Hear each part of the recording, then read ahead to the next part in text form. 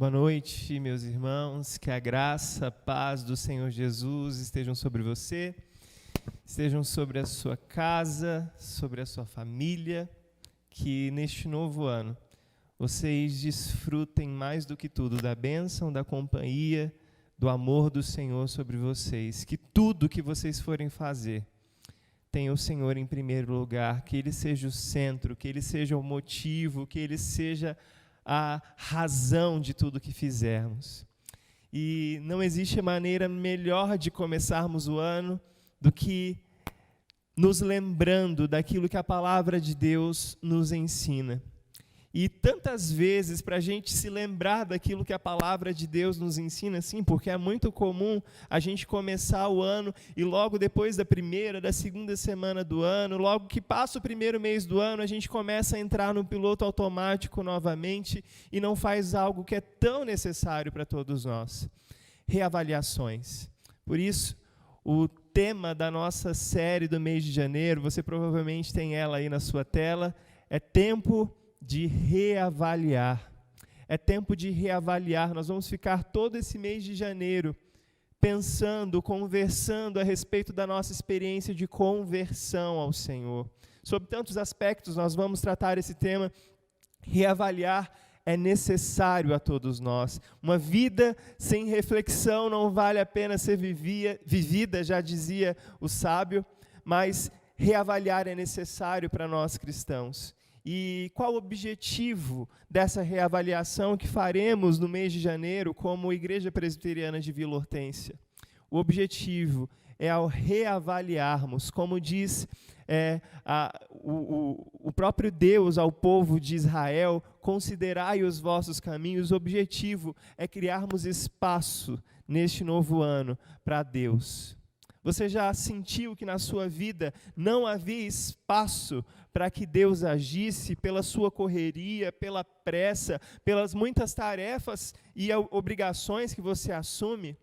O objetivo de reavaliarmos nesse tempo, no mês de janeiro aqui na Igreja Presbiteriana de Vila Hortência, é criarmos espaço para Deus no novo ano que se inicia. E eu espero que no seu coração haja muito espaço para que Deus possa agir, para que Deus possa trabalhar, mas, sobretudo, que haja espaço para Deus dominar e controlar a sua vida como um Deus amoroso que Ele é.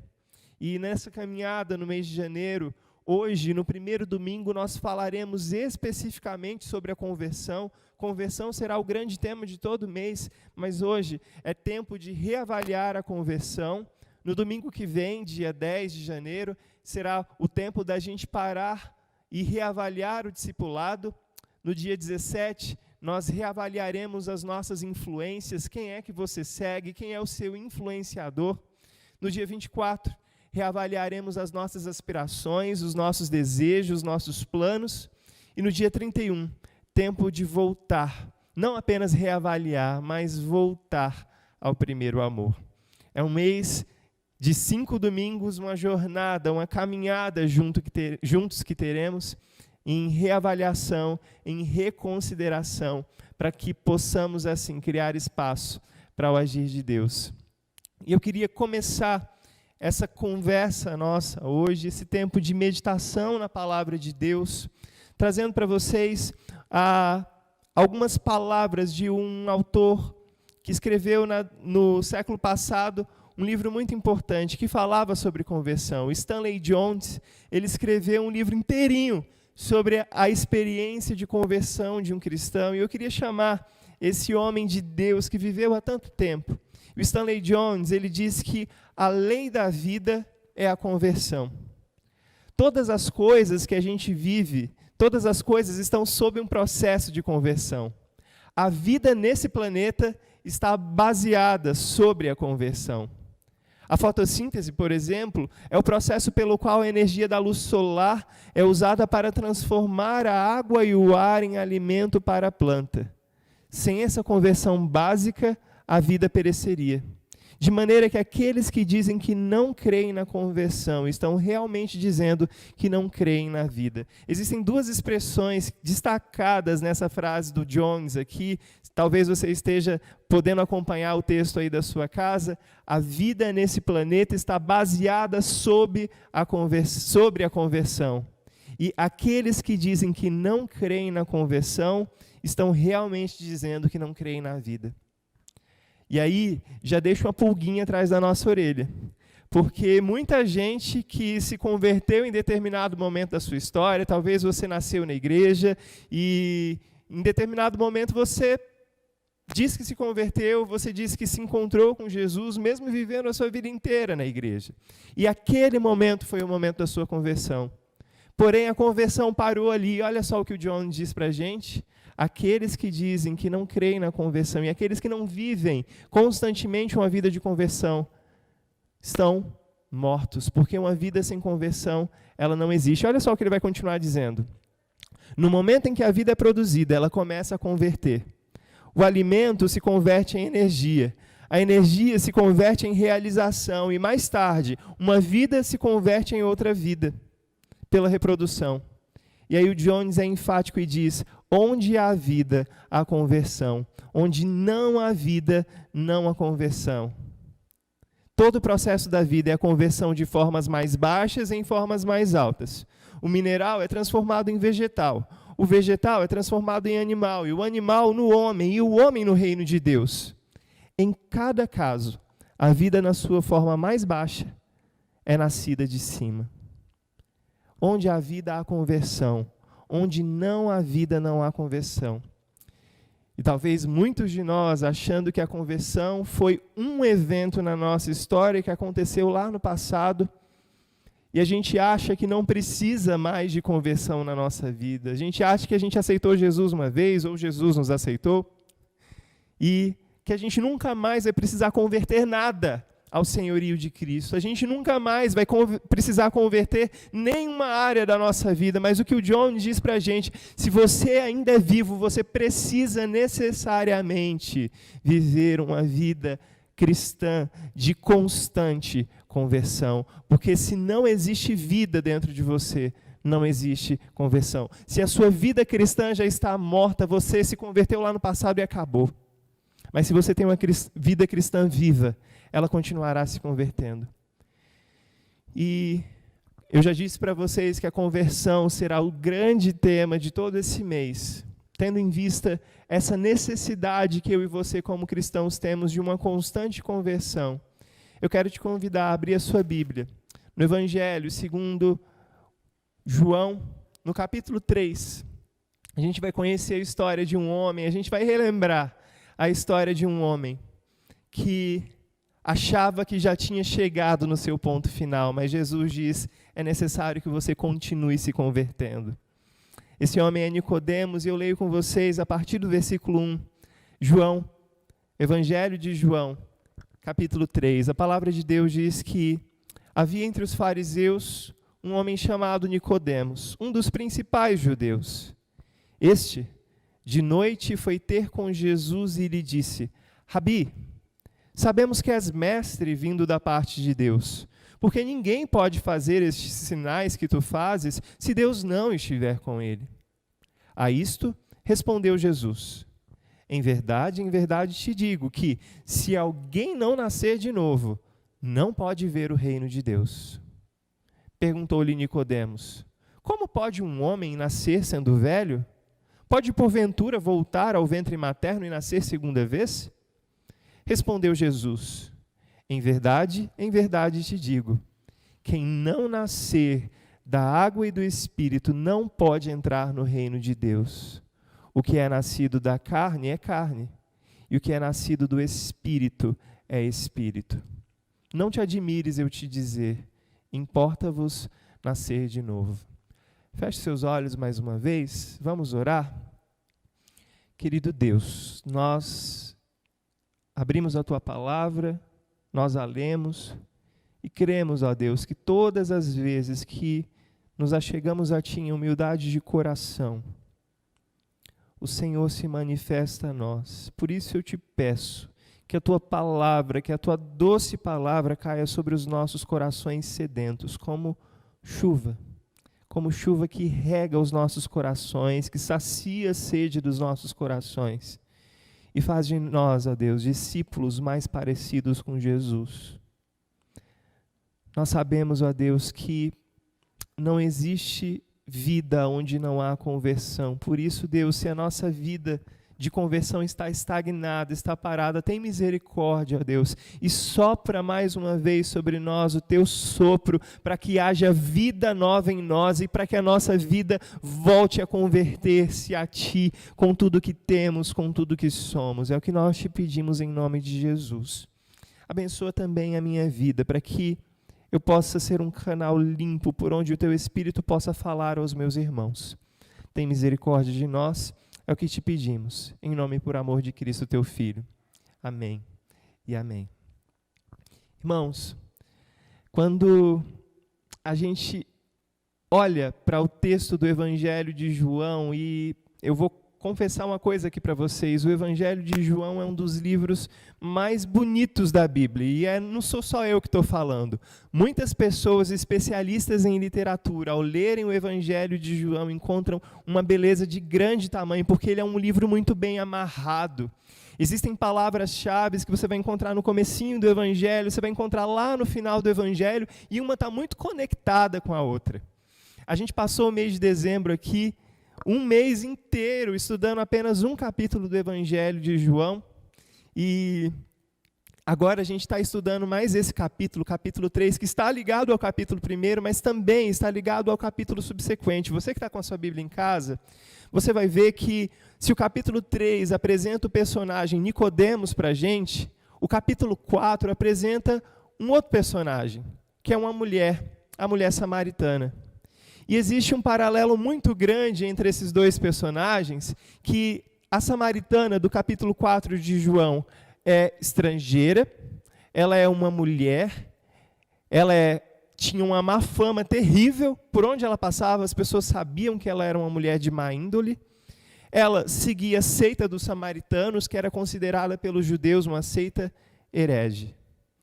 E esse texto da mulher samaritana vem imediatamente depois do texto que a gente acabou de ler, que é o capítulo 3, que apresenta para a gente um homem que era judeu, era de pura raça, não era um estrangeiro, um samaritano, porque sim, os dois eram descendentes de Abraão, judeus e samaritanos, porém os samaritanos eles tinham se pervertido quando foram para o exílio na Babilônia, e a religião deles estava tão misturada com outras religiões que eles eram considerados estrangeiros para os judeus.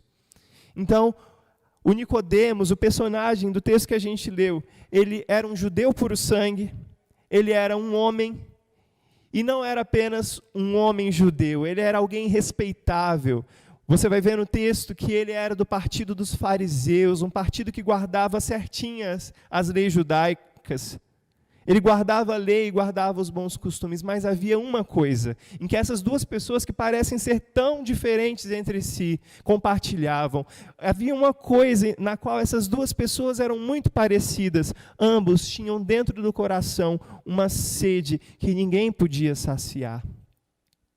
A segunda coisa em comum que esses dois personagens têm é que ambos se encontraram em determinado momento das suas vidas com Jesus.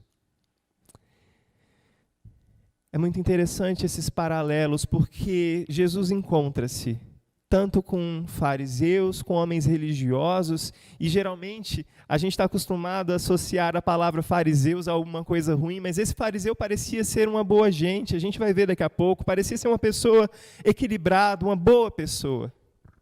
Mas tanto os fariseus, tanto os religiosos, tanto as pessoas que vivem na igreja a vida inteira, quanto as pessoas que vivem lá fora e desfrutam de uma má fama, todos nós precisamos de alguém que sacia essa sede do nosso coração. E todos nós precisamos ter um encontro com Jesus, assim como foi com Nicodemos no capítulo 3 do Evangelho de João, e assim como foi com a mulher samaritana no capítulo 4. E se você olhar nos primeiros versículos, os versículos 1 e 2 do capítulo 3 de João, uma informação muito importante é dada para mim e para você. a informação de que esse homem, que era um entre os fariseus, o nome dele era Nicodemos, e esse homem que era um dos principais entre os judeus, um homem respeitável, ele tinha um nome a zelar, ele tinha uma reputação a zelar, ele vai procurar Jesus em que horário? Ele vai procurar Jesus de noite.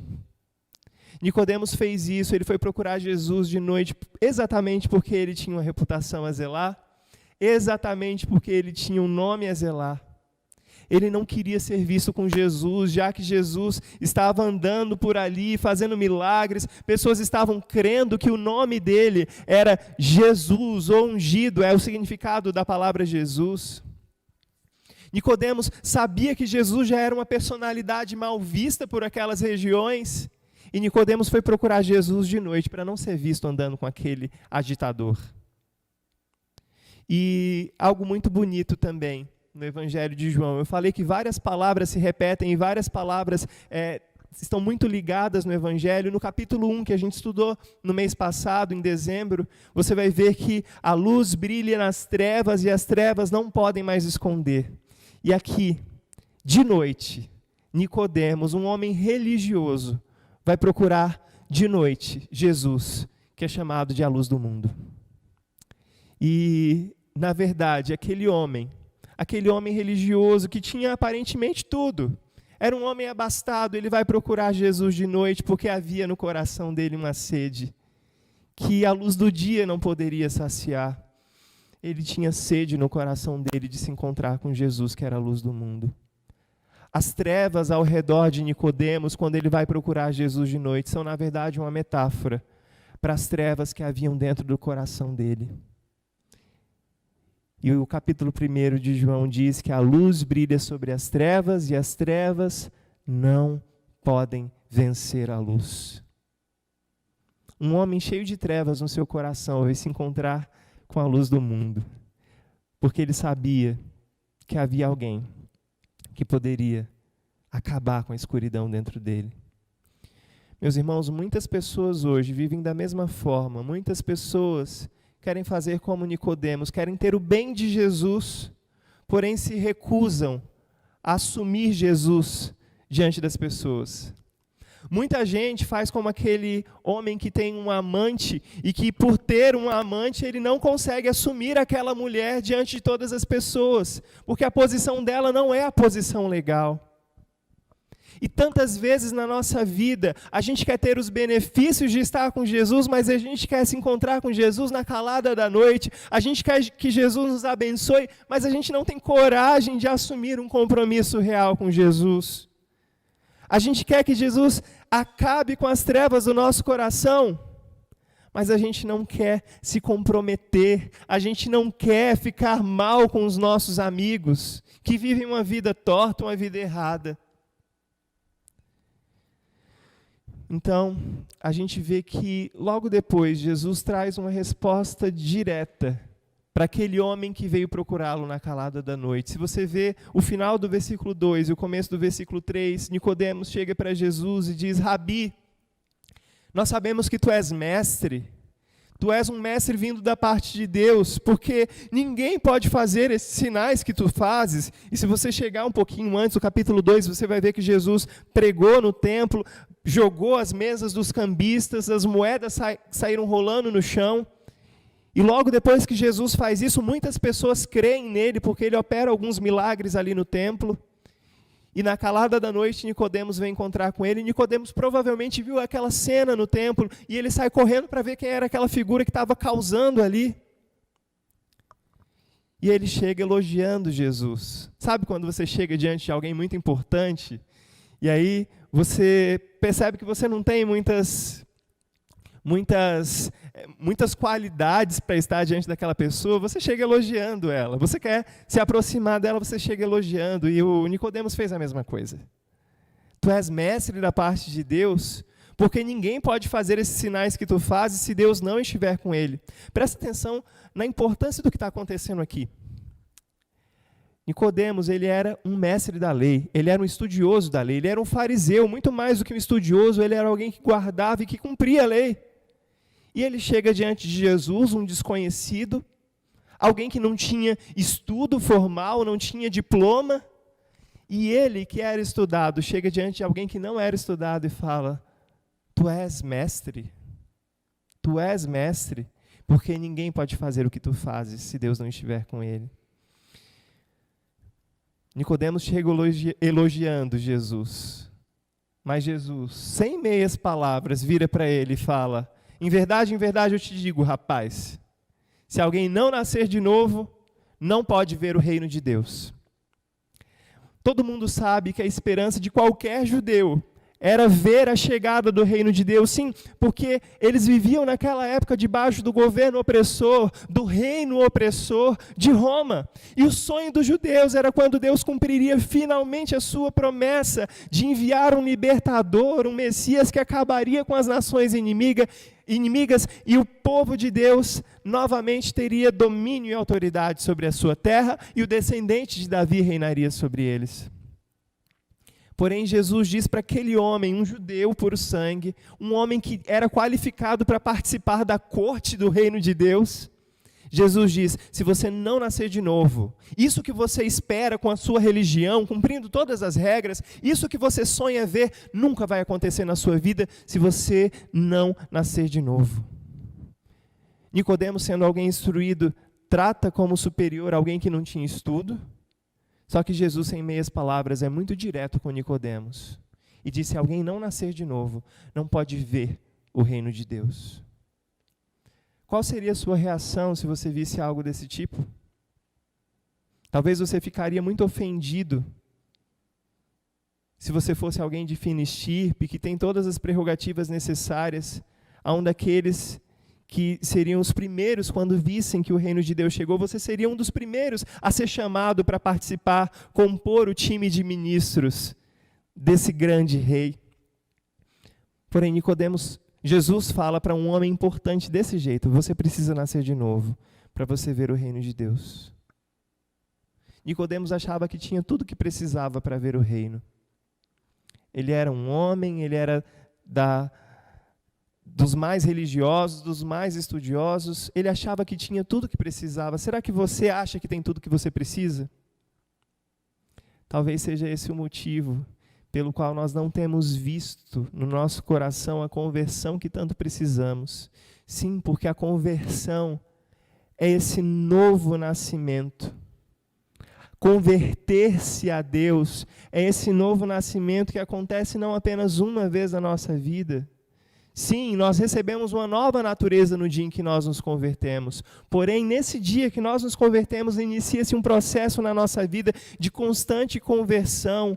É o processo em que nós, como diz o apóstolo Paulo, começamos a olhar para Cristo como olhando para um espelho, e a nossa face, o nosso corpo, os nossos desejos, as nossas vontades, a nossa mente vai sendo transformada a mente de Cristo de glória em glória. Talvez seja esse o motivo pelo qual nós não vemos tantas mudanças na nossa vida cristã.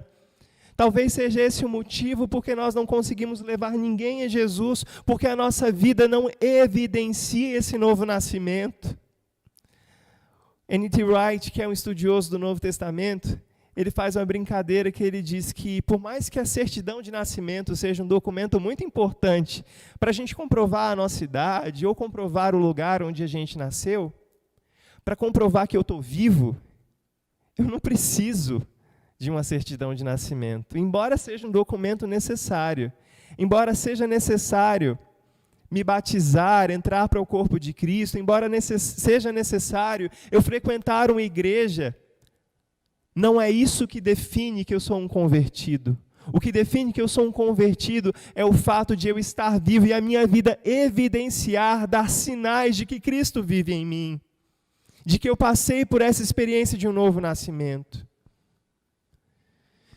Diante da afirmação de Jesus, é necessário que você nasça de novo para que você veja o reino de Deus na sua vida. Nicodemos, muito sinceramente, ele pergunta: mas como pode um homem nascer sendo velho?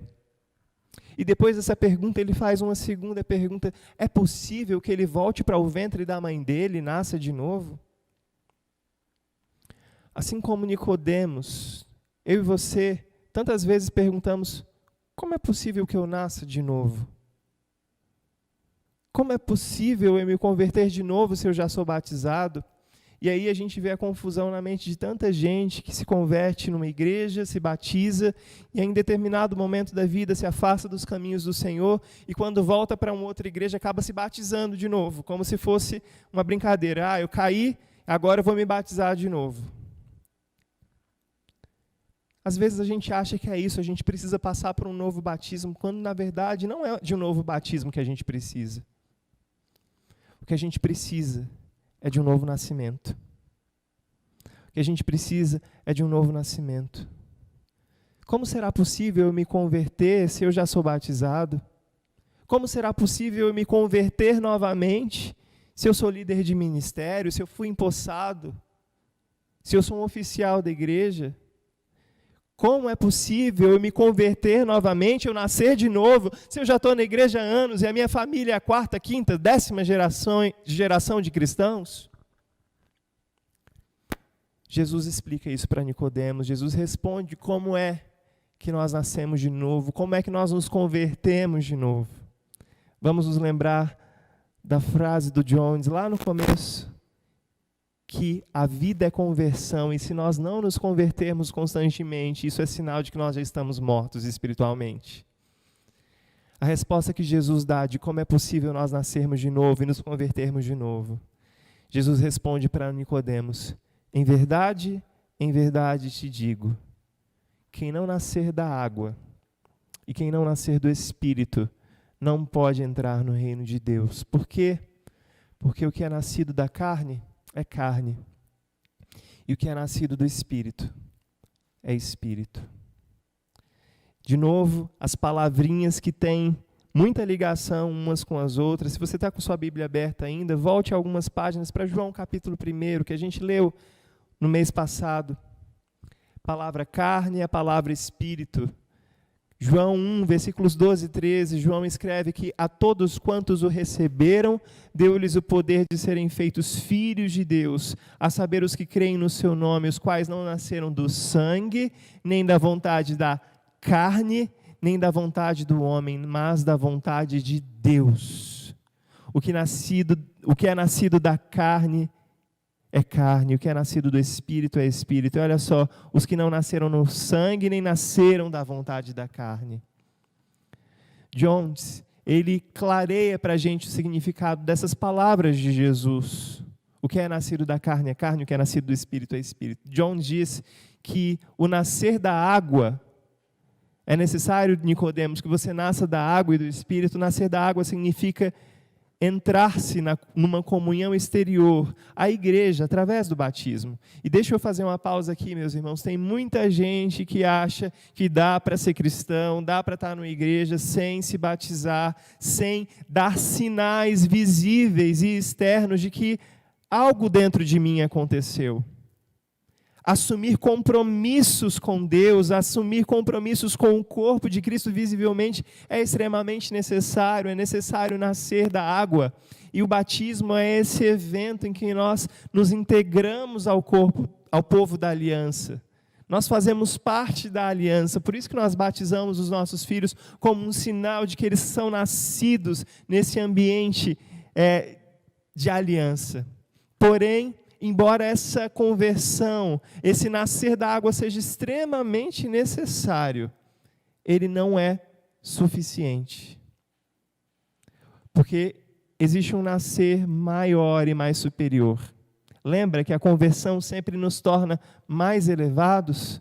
Se o primeiro passo é entrar no povo da aliança, o segundo passo é nascer do Espírito. E nascer do Espírito significa sofrer uma mudança no caráter e na vida, pelo impacto do Espírito Santo sobre o nosso espírito. Deixa eu te dizer uma coisa, meu irmão.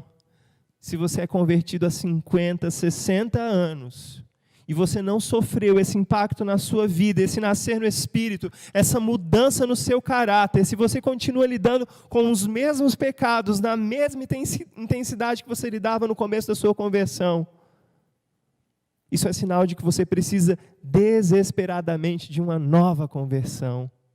de um nascer do Espírito. Porque tem muita gente que vai achar, meu Deus, eu não sou um eleito, eu não sou um salvo, porque eu continuo lidando com os mesmos pecados. Não, é porque você precisa buscar e clamar ao Senhor esse nascer do Espírito. E nascer do Espírito não é algo que eu possa forçar com a minha religião. Nascer do Espírito não é algo que eu possa forçar cumprindo as regras de uma igreja. Nascer do Espírito é algo que o esforço é única e exclusivamente do Espírito. Por isso a única coisa que eu posso fazer é me render ao trabalho do Espírito, que é me gerar e quer me fazer nascer, ser parido. O nascer do Espírito significa sofrer essa mudança no caráter e na vida, me entregar ao trabalhar do Espírito em mim, pelo impacto do Espírito Santo sobre o meu espírito. Alguns são nascidos na água, mas não são nascidos do Espírito. E, infelizmente, em toda igreja vai ter isso. Alguns que nasceram apenas no batismo, mas não nasceram nessa mudança de caráter e de vida. E o Stanley Jones, ele diz para a gente que esse era o caso dele. Ele experimentou uma conversão meia boca. Ele experimentou uma meia conversão sob o apelo do pregador, e assim ele se uniu à igreja, sentiu a religião, a vida em comunhão com os irmãos durante algumas semanas, e então, de repente, em algum momento da caminhada dele, aquele calor do primeiro amor que ele sentia nos primeiros dias se desvaneceu. E aí ele diz que ele voltou a ser o que era antes, e as fontes do caráter dele não haviam sido purificadas. E olha só o que o Stanley Jones diz para a gente. O meu rótulo havia mudado, a minha lata havia sido mudada, o meu exterior, a minha capa, a minha casca havia sido mudada. Mas não a minha vida. Eu tinha sido convertido horizontalmente, apenas do lado de fora, mas não verticalmente. Meus irmãos, diante disso, em verdade eu te digo, disse Jesus, se você não nascer de novo, se você não experimentar essa mudança no seu caráter, sim, uma mudança exterior, mas sobretudo uma mudança interior, você não pode ver o reino de Deus. Você não pode experimentar o governo daquele que é considerado Emanuel. Você não pode experimentar o governo do príncipe da paz se você não passar por essa dupla experiência, nascer da água e nascer do Espírito. Diante disso, do que a gente precisa se converter hoje? Quais áreas da nossa vida nós precisamos converter hoje? Timothy Keller diz que pecado é procurar a salvação em qualquer outra coisa que não Deus. Pecado é se colocar no lugar de Deus, é tornar-se seu próprio Salvador e Senhor. E esse era o pecado de Nicodemos. Ele, quando vai até Jesus, ele achava que cumprir a regra, que fazer aquilo que ele sabia muito bem fazer, que era ensinar as outras pessoas. Ele achava que aquilo salvaria ele. E tantos de nós cometemos esse pecado. Procurar a salvação na religião, procurar a salvação nas nossas regras, procurar a salvação em vários amores, como a mulher samaritana do capítulo 4. Tantos amantes ela teve na vida, 5 maridos, e o 6º que ela estava já não era marido também. Pecado é se colocar no lugar de Deus, ou colocar outra coisa no lugar de Deus como Salvador da minha vida. Nicodemos procurava sua salvação através da religião. A mulher samaritana procurava salvação em relacionamentos um após o outro. Em que você tem buscado a salvação? O que tem sido a sua âncora, o seu bote salvador no seu dia a dia? Segunda coisa que a gente precisa se converter hoje, de que a gente precisa entender, é que a conversão não é um ponto de chegada na vida cristã, mas é um ponto de partida.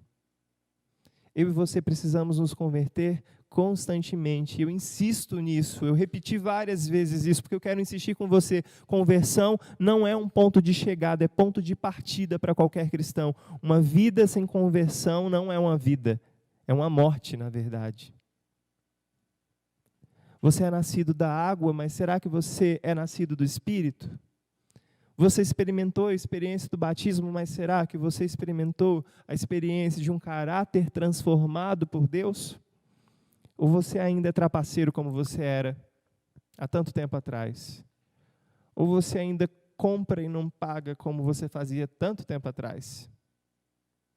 Ou você ainda olha para alguém que não é a sua esposa, o seu marido, da mesma forma, na mesma intensidade que você olhava há tempos atrás? É possuído por desejos impróprios, desejos de ter o que não é seu, desejo de ter alguém que não é seu, como tempos atrás? Qual a mudança a ação do Espírito Santo gerou em você ou não gerou mudança nenhuma? Por fim, do que nós precisamos nos converter hoje? Quais são as áreas da sua vida que você ainda precisa submeter ao senhorio de Cristo, clamando por misericórdia? Quais áreas ainda se apresentam como obstáculos para você? No que você ainda tem dificuldade e você precisa clamar a Deus por misericórdia? Eu me lembro do momento da minha vida em que eu estava perdido num poço de lama e perdição, muito embora tivesse nascido da igreja, já tivesse sido batizado exteriormente, já tivesse professado fé. Mas eu me lembro de como a minha alma se encontrava, como a de Nicodemos, achando que podia se salvar pelas suas obras. Mas Cristo viu o meu estado, me transformou, me lavou e começou uma obra em mim que continua até hoje. Em alguns momentos, essa obra, por teimosia minha, acaba ficando estagnada. Mas o Espírito Santo me lembra: sem conversão não há vida. Aonde há conversão, há vida. E vida é uma outra palavra muito interessante no Evangelho de João, porque se você seguir alguns versículos nessa mesma conversa que Jesus está tendo com Nicodemos, porque Deus amou o mundo de tal maneira que deu o seu único Filho para que todo aquele que nele crê não pereça, mas tenha vida. Vida eterna. É nessa mesma conversa com Nicodemos. Conversão gera vida. Não qualquer tipo de vida, uma vida superior, vida eterna. Que Deus abençoe a sua vida e que você viva uma vida de conversão a Cristo e ao senhorio dele. Em nome de Jesus.